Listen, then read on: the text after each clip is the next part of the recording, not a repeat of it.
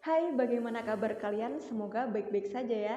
Saya Adifa Venci. Kali ini kita akan belajar mengenai bab 4, yaitu menikmati novel.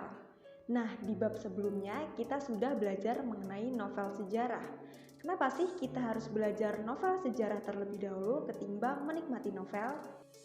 Membaca novel sejarah tentunya lebih mudah karena ceritanya berlatar sejarah, di mana kita pasti sudah tidak asing dengan latar sejarah tersebut.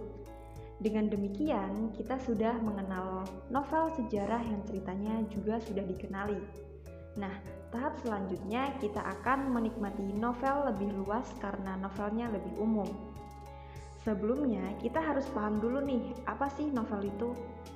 Novel merupakan karya prosa fiksi yang panjang, mengandung rangkaian cerita kehidupan seseorang dengan orang-orang di sekelilingnya, dengan menonjolkan watak dan sifat setiap pelaku. Novel termasuk dalam kategori teks narasi yang berisi rangkaian cerita kehidupan seseorang. Nah, untuk membantu dalam mempelajari bab menikmati novel, mari kita lihat peta konsep berikut ini.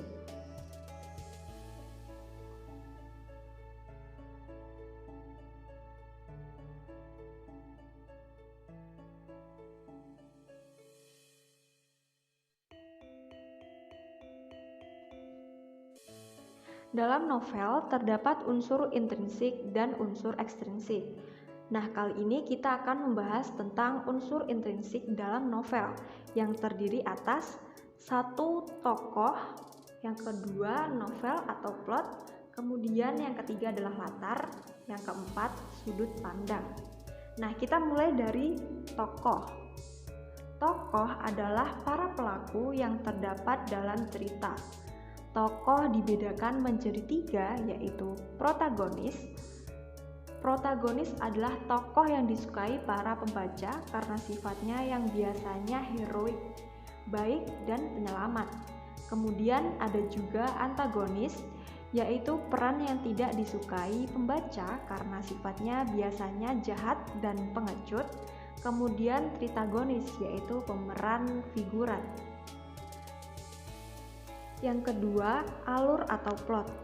Alur atau plot adalah rangkaian peristiwa yang disusun berdasarkan hubungan kasualitas.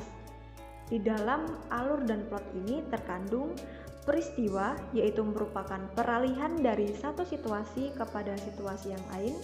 Kemudian konflik merupakan peristiwa munculnya kejadian-kejadian yang sangat penting yang disebabkan oleh antar tokoh. Kemudian yang terakhir yaitu klimaks, merupakan konflik yang mencapai tahap memuncak dan tidak terhindarkan. Alur atau plot ini sendiri memiliki kaidah yang harus diperhatikan loh, yaitu kemasuk akalan, kemudian kejutan, ada juga misteri dan keutuhan.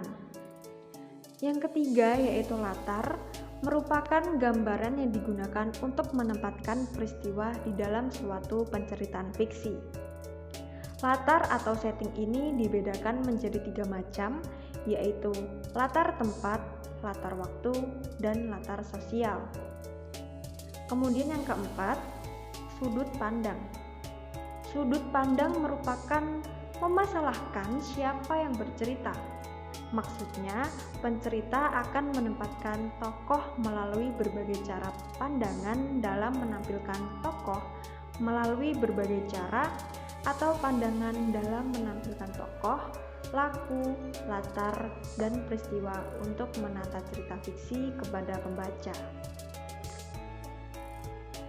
Sudut pandang dibedakan menjadi sudut pandang orang pertama dan orang ketiga.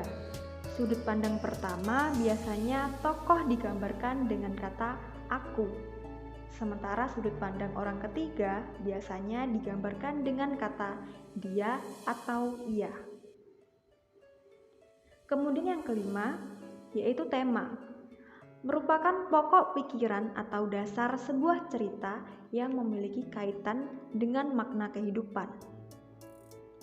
Nah, tema sendiri secara garis besar digolongkan ke dalam tema utama atau mayor dan tema turunan atau bisa disebut dengan minor.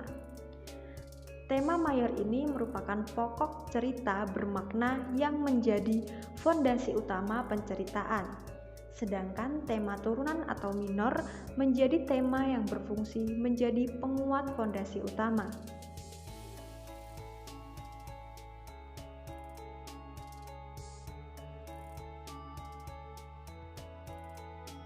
Nah, kita baru saja mempelajari unsur-unsur intrinsik pada novel.